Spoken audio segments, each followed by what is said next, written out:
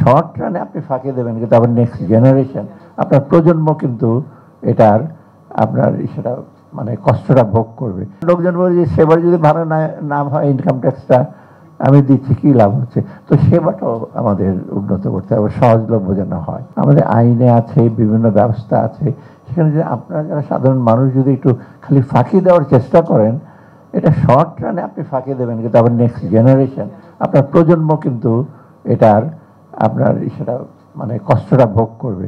অর্থাৎ প্রজন্ম দিকে তাকিয়ে সার্বিক দেশের উন্নয়নের জন্য, যেমন একটা এক্সাম্পল দিলে যে ওই চালান দিচ্ছে না, মানে আপনি দেখবেন আমাদের পার্শ্ববর্তী দেশে আমরা অনেক কিছু পরে বলি, সেই দেশে কিন্তু জিএসটি আছে এবং কমপ্লায়েন্সটা ইজ ভেরি হাই। আমি জার্নালিস্ট, ওনারা নিজেরা জানেন। আমি একবার বেশ আগে কলকাতায় গেলাম আমার স্ত্রীর চিকিৎসার ব্যাপারে। নিউ মার্কেটের দোকান আছে, অনেকগুলো মেডিসিন দোকান। আমি তাড়াহুড়া করে কিনে অনেকগুলো ওষুধ, বেশ এক্সপেন্সিভ। আমি চলে আসছি, বলে স্যার আপনি ক্যাশ মেমো নেবেন না? আমার কিসের ক্যাশ মেমো? ঢাকায় তো ক্যাশ মেমো চাইলেই দেয় না, চাইলেও দেয় না, আর ওখানে তো বেঁচে যেত। তো বলে না, আমার ক্যাশ মেমো নিয়ে যেতে হবে। সে তখন রেজিস্টার্ড ছিল না, হাতে লিখে লিখে অনেক কষ্ট করে পুরো একটা আমাকে ক্যাশ মেমো দিল। আমি বললাম কী ব্যাপার? স্যার এটা আমাদের নিয়ম, আর যদি নিয়ম যদি না পালন করি আমাদের ট্যাক্স অফিসাররাও ধরবে কিন্তু।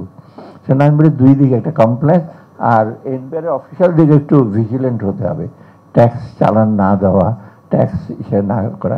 এটা হলে কিছুটা লোকজন একটু কিছুটা ইসে, কিন্তু দুষ্টের যেমন শাস্ত্রে শিষ্টের পালন বলি না আমরা, তাহলে সবসময় গিয়ে ধরবে খালি শাস্তির ব্যবস্থা হবে তা না, কমপ্লায়েন্সটা ইনশিওর করতে হবে।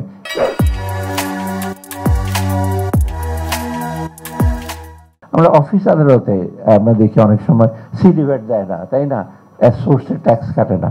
আমার একটা অভ্যাস সব সময় ছিল, আমি বিভিন্ন অর্গানাইজেশনে অনেক সময় চেয়ারম্যান, অডিট কমিটির চেয়ারম্যান এসে আমি প্রথমে স্টেটমেন্টটা দেখি যে আপনার ইনকাম এক্সপেন্ডিচার স্টেটমেন্ট ছাড়া, বলতে আচ্ছা আপনার সোর্স ট্যাক্সেস কেটেছেন কিনা।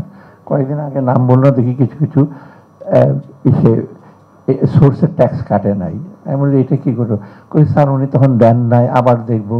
কারণ এইগুলি কিন্তু অমার্জনীয়, যে ট্যাক্সগুলো আপনার পাওনা, সেটা অফিসেরও দায়িত্ব, কর্মকর্তারও দায়িত্ব এগুলো দেওয়ার এবং সেগুলো কেটে রাখা।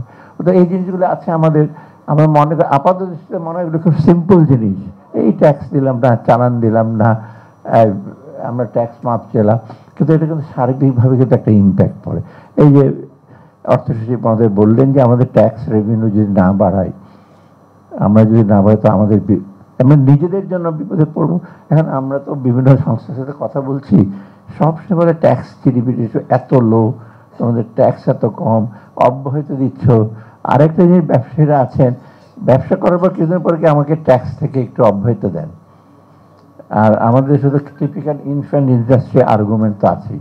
শিশুকে লালন পালন করা, আমরা 50 বছর যাবত বহু শিশুকে লালন করছি এখনো, মানে ট্যাক্স রেয়ার দিয়ে, ইনসেন্টিভ দিয়ে। আর কতকাল শিশুকে লালন করবো? আমি উদাহরণ দিলাম না, আপনারা অনেকে বুঝতে পারেন যেসব শিশু এখনো শিশুই রয়ে গেছেন, শারীরিক দিকে বড় হয়ে গেছেন, কিন্তু ওরা নিজেকে বলে আমাদেরকে এখনো প্রোটেকশন দেয়। এই প্রোটেকশনের দিন কিন্তু চলে গেছে।